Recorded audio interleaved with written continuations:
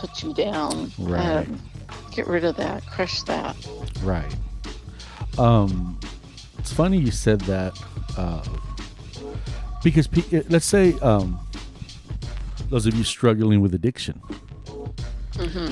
that's one of the things that people with addiction struggle with is Right. is feeling that they deserve better, feeling that they Right. need to treat themselves better, be more kind to themselves. And I talk about it all the time. Be kinder to yourself, nicer to yourself. You know, you treat yourself as an adult the way you were treated as a child. So you were neglected, you were abused, you were abandoned. That's how you will treat yourself as an adult. That's why you may end up in an abusive relationship or in a home where you're dismissed. Right. Maybe you give more than what you're getting back. And it's because you don't know how to ask for things. There's a lot of things that go into it. So Right. you start thinking more positive and being nicer to yourself, kinder to yourself. That's a form of self-love, by the way. It is. It is. Yeah, and when you can do that, you can set boundaries. And once you set those boundaries, you're able to have people love you, and you're able to respect yourself, and then that will interpret itself as you being respected. And people will respect you that way. And it's asking yourself, how am I going to feel, you know, if I make this choice? How am I going to feel if I do this action? Right. How am I going to feel afterwards? I might feel great in the moment. And I'm not speaking of addiction specifically, because addiction is a monster, and you can't always just, you know, say no or whatever in that moment. But, you know, do you need to be hanging out with the people you're hanging out with? Right. Do you need to let your abuser keep doing this to you? And Right. if you're an adult and, you know, if your child, your abuser's in the home, Exactly. it's hard for you to leave that environment. Right. But, you know, we all will have opportunities and small baby steps and small growth along the way. And so we have to just think positive and hope, and always hope. I mean, Yes. hope is powerful. Yes. If you find yourself in a situation like that where maybe your family doesn't pay enough attention to you, maybe you're listening to this podcast alone in your room and you're thinking, well, does it really work? Does it really, what is there for me in the future? I will tell you that it's what you make of it. It's really visualizing yourself in a better situation, and you can have better. Maybe you were given a family that isn't very attentive towards you. Maybe you're the caretaker, but it can change. Sure, it can. And if you know, whatever the messaging is in your home, whoever's telling you that you're a loser or you're a mistake or you know, a bad person, you have to look at that person and realize that they're saying things about how they feel about themselves. Yes. It's how they feel about themselves. Unfortunately, you're the, you know, the victim. You're experiencing their their disappointments because there's always in life. somebody with more power. Somebody has more power in the relationship, but you have to do that self-talk. You have to survive that and understand that this is not about me, you know, or your boss yells at you and has a tantrum. This is not about me. It could have been said differently. Things could be done differently. It's, you know, people's actions say so much about them. People's words say so much about them. And I'm listening. I'm always paying attention to those kinds of things. Yeah. You know? No one will ever hurt me unless I allow them to hurt me. Right.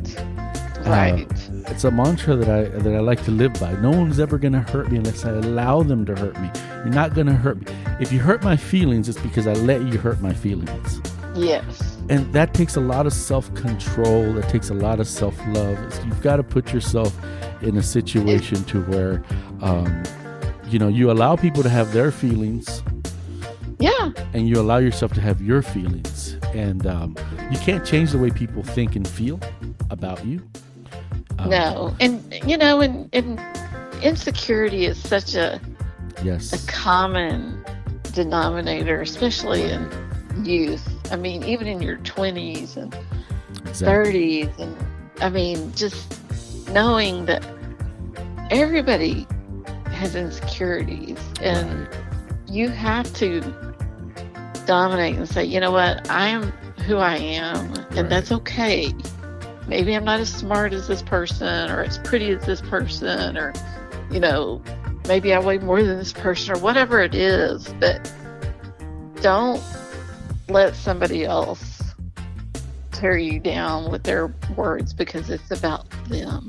It's always about them. Yes. And once you build that confidence, not arrogance, that confidence, people want to be around you.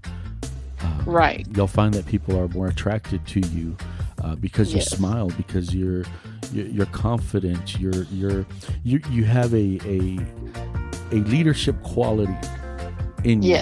And people want to follow that. And when you get confident, when you get there, because you will get there, then you'll be able to laugh at yourself. You know, there's going to be times where you need to laugh with people. Yes. When they're laughing, Yes, learn how to laugh at yourself. Listen to our past episodes where we laugh at ourselves. Right. Yes. Own your weaknesses, but have fun with it, Yes. It will also repel bullies. It will also repel negative Nancys. Right. What it does is, if you're positive, some people like to be miserable. That's become their nature. That's become what they've learned because of the family. That's why it's important to really understand that if your family has a negative attitude, that you could carry that with you into your relationships, into your work. So separate yourself from that, individualizing yourself. Be happy, learn to be happy, learn to love, and accept people for who they are, because we can't change them. And our job isn't to change people. Our job is to be ourselves and make the best of it. Right. And I mean, part of being yourself is growth. You'll grow. Everybody's growing. Yes. We're always growing. We might feel stagnant, but we're always growing. Yes. And wisdom, and then just, the observations that you meet, the people you meet, there's some kind of real attraction, real vibrational attraction. Right. The people in your life. Yes. Who keeps showing up in your life. Yes. And you'd be surprised how many people that can be around you who are negative will change their attitudes because you're not responding anymore. Right. Practice not responding to negativity. Practice thinking differently, having a different perspective, and just stand your ground with it, and watch how two things will happen. One is they'll quit being negative around you, or they'll just leave. Yes. And don't be afraid of the just leaving, because people have a right to be around you or not be around you. People have a right to have their own feelings, but not abuse you. Right. And when I learned that, I think that was the hardest thing for me to learn, is that people are allowed not to like me. Yes.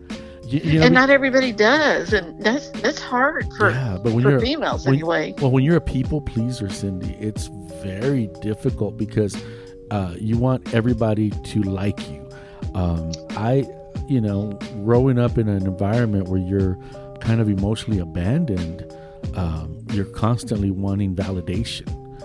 But when I realized I don't need that, and people don't have to like me, and I don't have to like them, it was good. Now, respect is different. I do have to respect you.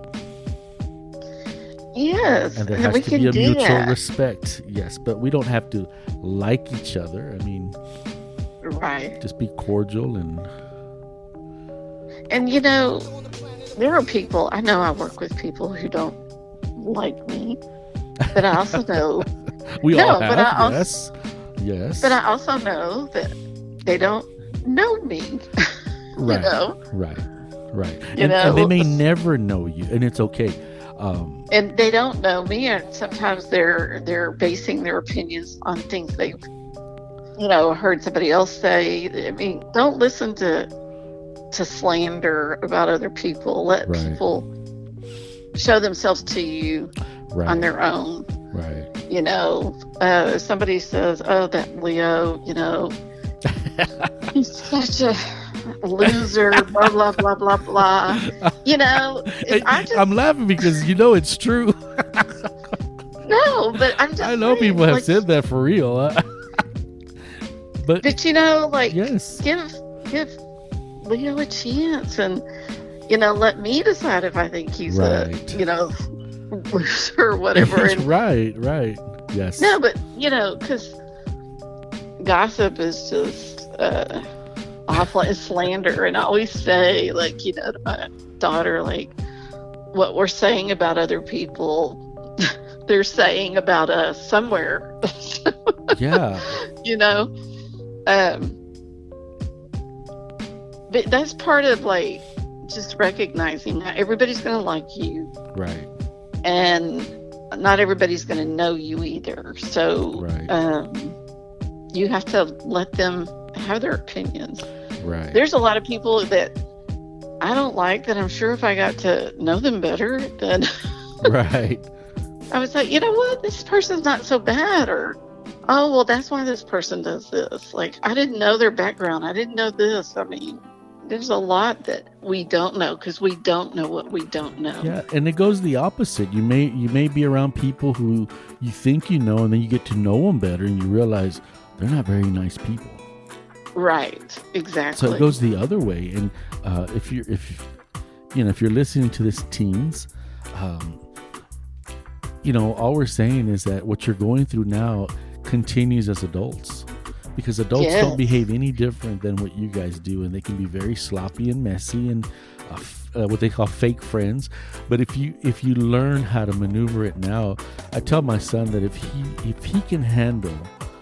he can learn how to talk to people and let them have their feelings and not get hurt by them, he's going to go very far.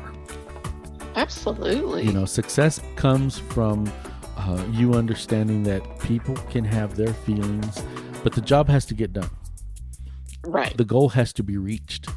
And there's going to be a lot of negative Nancys. There's going to be a lot of, sorry, Nancys. There's going to be a lot of obstacles. But to get over those obstacles, you have to have a good attitude. And good attitudes are a little bit more rare now than what they used to be. Because now being cynical is what's applied. It is. Everybody has to be cynical and dark. Yeah.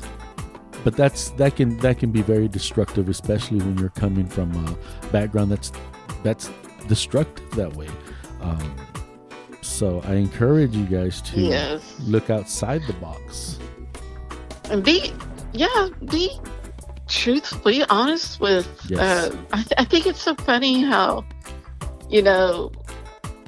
leaders want everybody to agree with them. Leaders of companies and agencies.